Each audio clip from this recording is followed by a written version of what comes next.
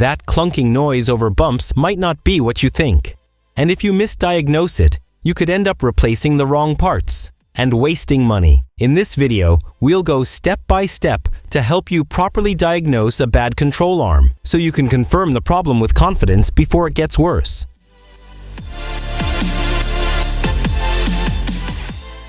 Quick symptoms. Before you start checking anything physically, there are a few warning signs you might notice while driving. You may hear a clunking or knocking sound when going over bumps. The steering might start to feel loose or slightly unstable, especially at higher speeds. In some cases, you may also feel noticeable vibration through the steering wheel, and over time, you might see uneven tire wear that keeps coming back, even after an alignment. If you're experiencing one or more of these symptoms, it doesn't confirm the problem yet, but it's a strong reason to take a closer look and move forward with a proper diagnosis. How to diagnose a bad control arm. Before replacing any suspension parts, you need to make sure you're fixing the right problem. A bad control arm can feel similar to other issues, so guessing can lead to wasted time and money. So, instead of guessing, let's go through a step-by-step process to properly diagnose it and confirm what's really causing the problem.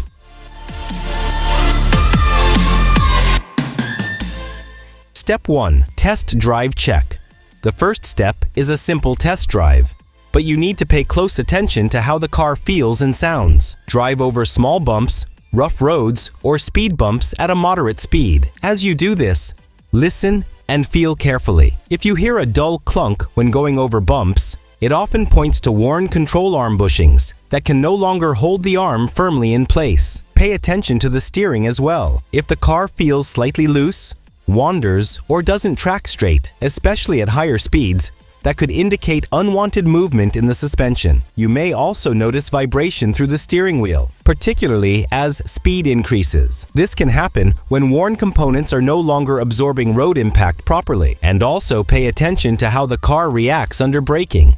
If the front end feels unstable or shifts slightly when you apply the brakes, worn control arm bushings may be allowing the wheel to move out of position under load. At this stage, you're not confirming the failure yet, but you're building a clear pattern of symptoms before moving on to a physical inspection.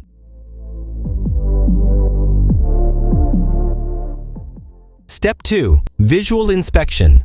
The next step is a visual inspection. Now that you've identified a pattern during the test drive, it's time to take a closer look and see what's happening physically. To do that, the vehicle needs to be safely lifted and supported with jack stands so the suspension can be inspected properly. Start with the rubber bushings. These bushings are designed to hold the control arm firmly in place while absorbing road vibration. If you see cracks, tears, or separation in the rubber, it means the bushing is no longer able to do its job properly. In more severe cases, the rubber may appear completely worn out or even missing in certain areas. Next, check the ball joint. Look at the protective rubber boot surrounding it. If the boot is torn, leaking grease, or contaminated with dirt, the ball joint may already be wearing internally, even if it hasn't completely failed yet. At this stage, you're looking for clear physical damage or deterioration, not just surface dirt or minor wear. If you notice any of these signs, it's a strong indication that the control arm assembly may need attention.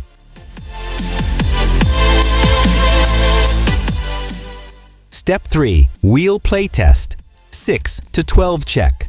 Now it's time to check for play in the suspension. With the vehicle lifted, grab the tire at the top and bottom, commonly known as the 6 and 12 o'clock position. Gently rock the wheel. A solid suspension should feel tight, with little to no movement. However, if you notice any play or a slight knocking sensation, it usually indicates that a suspension component is worn. Movement in this direction often points to a worn ball joint, which is part of the control arm assembly in many vehicles. As you perform this test, pay close attention to where the movement is coming from. If the motion appears to originate from the lower area near the control arm, it increases the likelihood that the issue is related to the control arm or its ball joint.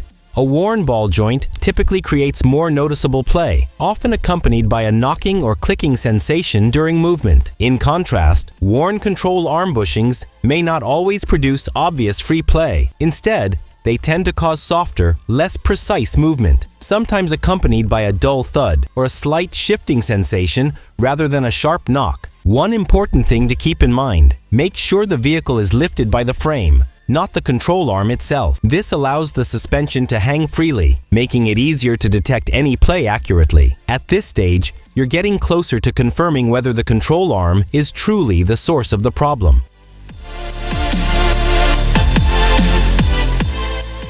Step 4. Pry Bar Test. For a more precise check, you can use a pry bar to test the control arm bushings directly.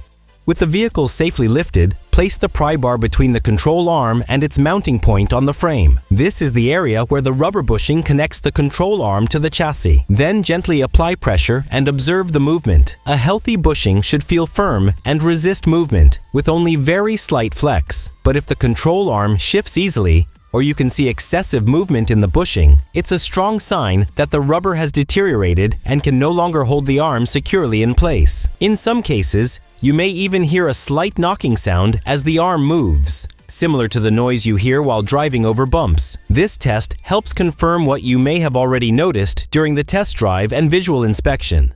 If excessive movement is present here, the control arm bushings are very likely worn and may need replacement.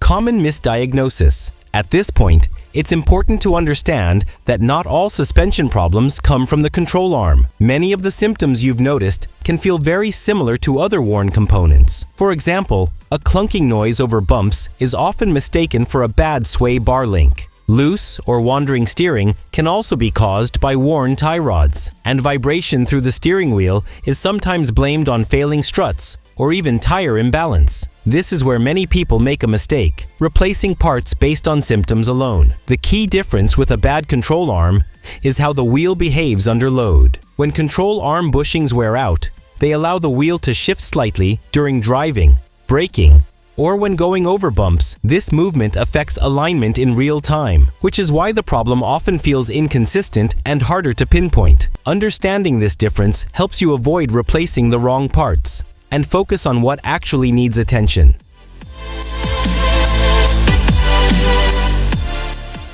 Decision Guide: How to narrow it down.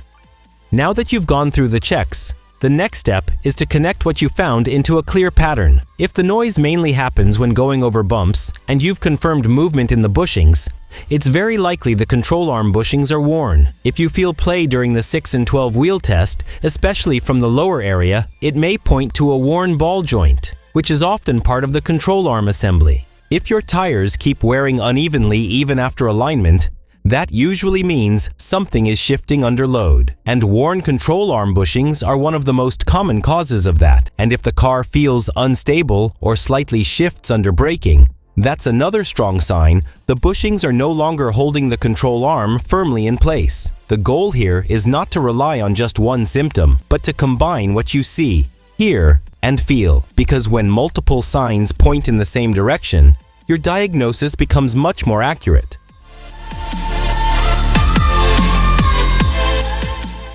DIY versus mechanic. When to get professional help. At this point, you can already get a good idea of whether the control arm is the problem. Most of these checks, like the test drive, visual inspection, and basic play test, can be done at home with simple tools. But there are situations where it's better to have a professional take a closer look. If you notice significant play in the wheel, or the car feels unstable under driving or braking conditions, it's best not to ignore it. Also, if you're unsure where the movement is coming from, or you can't clearly confirm the source of the issue, a proper inspection at a shop can prevent misdiagnosis, because at the end of the day, the control arm plays a critical role in keeping the wheel stable and aligned. And if it fails, it can directly affect your steering control, braking stability, and overall safety.